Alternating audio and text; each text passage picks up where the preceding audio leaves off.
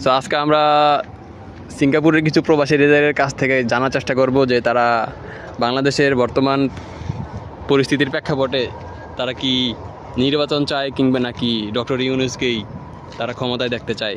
আমরা তা জানার চেষ্টা করব, করলে আমরা খুশি হব। আপনি কি ডক্টর ইউনূসকে চান নাকি নির্বাচন চান? আমাদের দেশ সংস্কার চলছে, তো ডক্টর ইউনূস বর্তমান প্রধান উপদেষ্টা আছে, তো উনি যা পদক্ষেপ নিছে আমি সবাই চিন্তা ভাবনা করতেছে যে দেশের জন্য কিছু করবে, ঠিক আছে। তো আমরা চাই দেশের জন্য কিছু হোক এবং কি দেশ আমাদের এগিয়ে যাক। আমরা সিঙ্গাপুর থেকে রেমিটেন্স দেই, সব দেশ থেকেই রেমিটেন্স পাঠাই।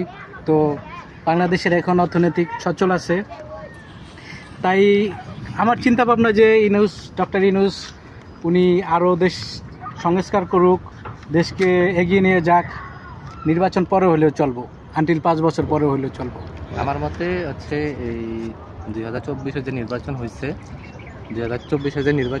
এই নির্বাচনের যে কী বলে 5 বছর মেয়াদে যদি শেখ হাসিনা থাকতো তাহলে 2028 সাল পর্যন্ত থাকতো, সেই 28 সাল পর্যন্ত ইউনূস সরকার থাকুক এবং প্রয়োজনীয় যে সংস্কার এগুলা কমপ্লিট করুক। বিশেষ করে আমি আরও বেশি জোরদার আবেদন জানাই যে প্রবাসীদেরকে নিয়ে যেন ইউনূস সরকার একটু ভালো অ্যাক্টিভলি কাজ করে। আমরা সিঙ্গাপুরে যারা অবস্থান করতেছি ই পাসপোর্ট নিয়ে অনেকে ভুগতেছি, ঠিকমতো অ্যাপয়েন্টমেন্ট পাচ্ছে না অনেকে, যার কারণে ই পাসপোর্ট করতে পারতেছে না, তাদের জন্য নানান হয়রানির শিকার হচ্ছে অ্যাম্বাসিতে যায়। এই বিষয়গুলো ইউনূস সরকার আশা করি খুব গুরুত্ব সহকারে দেখবে। আর আমরা আশা করতে পারি যে ইউনূস সরকার থাকলে এগুলো হয়তো আরও দ্রুত কাজ হবে, কিন্তু যদি নির্বাচিত সরকার আসে এই জায়গায় আবার সে আগের পূর্বের মতো পরিস্থিতি আমরা দেখতে পারবো। তো আমি মনে করি যে ইউনূস সরকারকে আগামী অন্ততপক্ষে 28 সাল পর্যন্ত ক্ষমতায় থাকা উচিত এবং দেশের প্রয়োজনে, দেশের মানুষের প্রয়োজনে এবং কি বর্তমান প্রেক্ষাপটে বাংলাদেশের প্রয়োজনে। কারণ হচ্ছে বিগত যতগুলো সরকার ছিল 53 বছরে আমরা দেখছি প্রত্যেকের আমল নামাই আছে।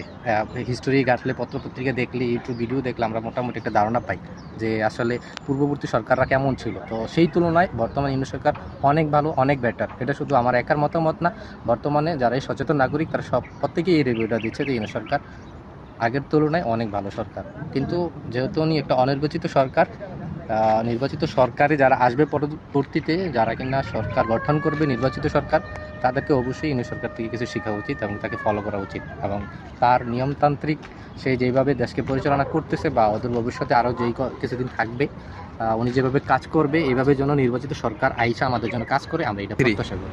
আসসালামু আলাইকুম, বিসমিল্লাহির রহমানির রহিম। আমি মোহাম্মদ ফেরদৌস, আমি সিঙ্গাপুর প্রবাসী। আমার হোম টাউন হচ্ছে কুমিল্লাতে।